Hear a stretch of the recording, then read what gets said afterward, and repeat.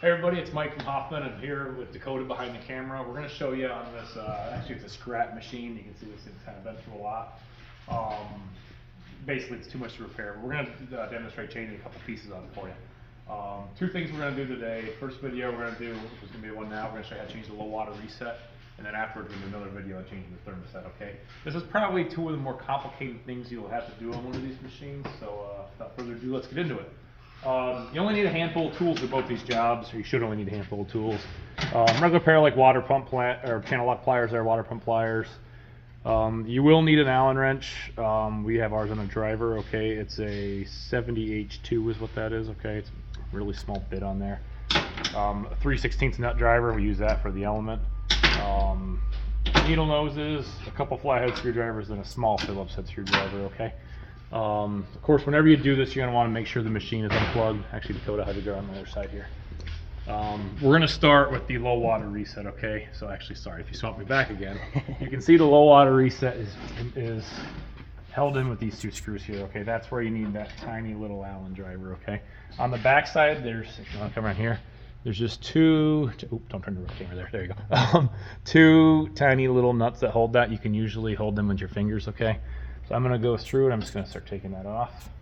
Of course, you want to make sure the machine is not pressurized. It's unplugged. You know, there's no way you can get hurt with it that way. So, okay, I'm holding the nut and lock washer here. There we go. There's the one. And then we'll switch sides here. There's one out of there. Take the other mounting screw out. This one's a little harder to get into. There we go. So I'm just gonna rotate it there until I see it's no longer tight enough to hold it. So then it starts spinning. I'm taking it off my finger here, and then I am gonna let the. I dropped the lock washer in there. I can see it, so I'm gonna fish it out with my magnetic screwdriver. That's a pretty handy feature, right? So okay.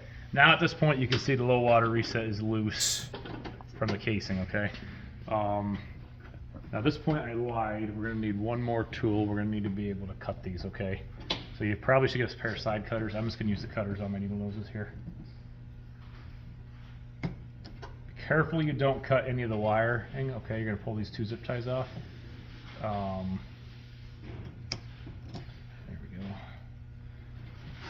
Okay, you can see the two wires for the water reset.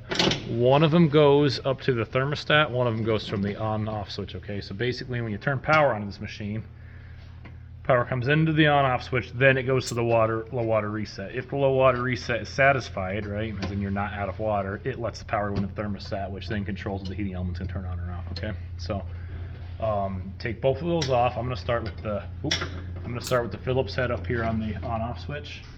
This one is rotated a little bit. You can usually spin them. If not, you can use your channel lock pliers to loosen up that on-off switch, okay? So just rotate that slightly, get it out of the way. Take that little tiny screw out of there. Make sure you don't lose it. We're going to need it later. Okay, I'm keeping all my hardware over here on the side. Okay, the other side of the low water reset goes up here in the thermostat. Flathead screwdriver. I got a couple lengths here. Sometimes you can get one long enough that you can work at it from out of here. Other times you want to be inside the machine, okay? I can see this is on this terminal here. Now be careful because this also has the wire that goes down to the foot pedal on it, okay? We're going to make sure we do not lose track of this, okay, if you have a gel machine. If you have an ELG machine, this is probably the only thing on that terminal. Okay, we're going to drop the screw on the ground. I don't recommend doing that, but yep, get your screw set aside and keep that wire there. Now, the low water reset is unwired from the machine, okay? So I'm going to pull those over here, and and you can see the way this goes. This one's kind of sloppy. The low water reset is probably wrapped up around the thermostat. You don't want to damage your thermostat, okay? So I'm just going to pull this out like that. I'm going to pull the wiring out from behind it, being really careful not to damage my thermostat coil, okay? Of course, this one is underneath the thermostat coil. This machine's had a thermostat put on at some point. It's all jumbled up.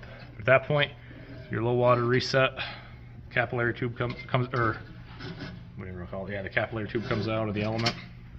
And there you have it. That's exactly what it looks like. This is pretty straightforward to change. This one's actually in good shape, so I'll just demonstrate how to put it back in. Okay, normally you get them, these things have a slight coil to them. Okay, really important, you don't want to break this. What actually it is there's alcohol inside of this, and as this heats up, it expands, and it presses a little diaphragm in there, okay? And if it expands too far, it trips a switch and it shuts the machine off, okay? So to put it back together, it's the exact opposite of how we tore it apart. Okay, I'm going to put it in the capillary tube first, just like that, all the way at the end. Then I'm going to take the reset. You want to make sure the button is facing outwards, okay? I'm going to get it in there behind the thermostat wiring. I'm going to tuck my wires down underneath the thermostat wiring. Oops, sorry, I'm not making a very good video there. There we go. So the wires are right behind there. I'm going to line it back up in the hole, okay? I'm going to put my back screw in first. Okay, you want to make sure you line up the hole. This is probably the hardest part of this whole job. There, if you look, you can see how I just got the screw through the hole. Then at this point, put my lock washer on next. If you're a jeweler and you use this machine for jewelry, you probably have the right tools and the right skill set to get in there with a pair of like small pliers or a pair of tweezers or something. Like I said, me and Dakota, we're boiler builders here, so you know we have a little less finesse with our hands. At this point, I'm on the left side of the machine. I'm just trying to tighten that down.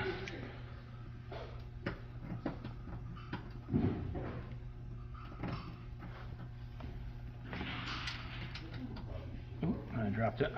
Like I said, we're not going to edit this video. I'm going to kind of show you guys in real time. This one can be challenging. Like I said, I got the lock washer on there still. I'm going to get in there.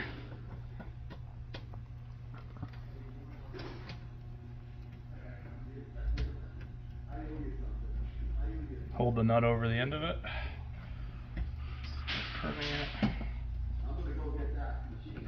There we go. Okay, there we go. I can feel it starting there. So I got the nut started. I'm going to come around this side. My tool, I'm going to tighten that down until it's pretty snug. Like I said, these things really only got to be hand tight. Okay, there we go. Put the other one on. This is the easier one to get to, of course. We do the hard one first. You can see Dakota can get the camera in there. You can see it pokes through. Gonna put the lock washer on. Gonna put the tiny little nut on.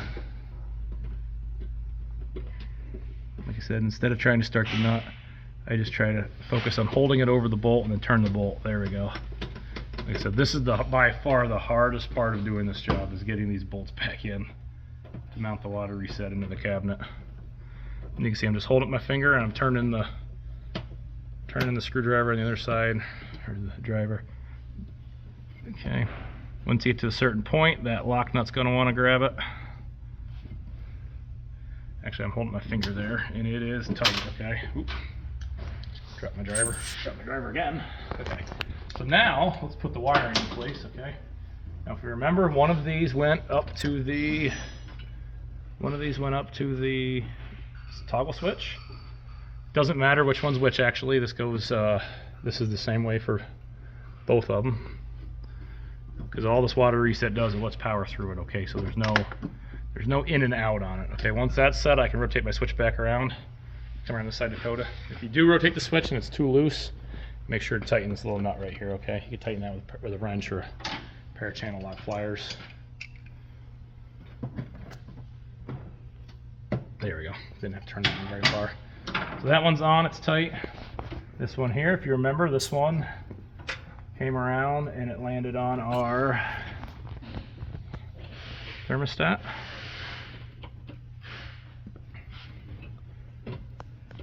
And it had this white wire behind it. Okay, so I'm going to put them together out here like this. Oop, better put that the right direction.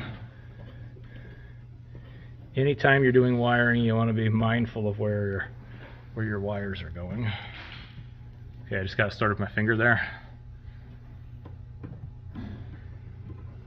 And I'm tightening that down. Okay. Last thing you want to check, make sure none of your wires are places they shouldn't be, okay? You know, none of these wires are touching, you know, none of the terminals are touching. Over here it's all good. Actually, you know what? I don't like that. What I am going to do, I'm going to loosen that and bring this off to the side. I think that's how it was to start with. Trying to switch back around. There we go. That's a little cleaner. Get some zip ties, just little tiny black 1/8 inch wide zip ties. Zip tie this back down. I don't have them handy right now. And then make sure with your capillary tube here, you can kind of coil that up. Just keep it out of the way. The big thing you want to make sure it's doing is you don't want to kink it, because if you kink it, that alcohol that's inside there is not going to be able to travel. And you don't want this coming in contact with either of these probes, otherwise it'll short out, burn up the capillary tube, and then your machine's not going to work, okay? So, at that point there, that's the low water reset change on one of these Hoffman boilers. We're at around 11 minutes. Like I said, that's probably the most complicated job there is to do on this boiler, so very easy machine to maintain. So.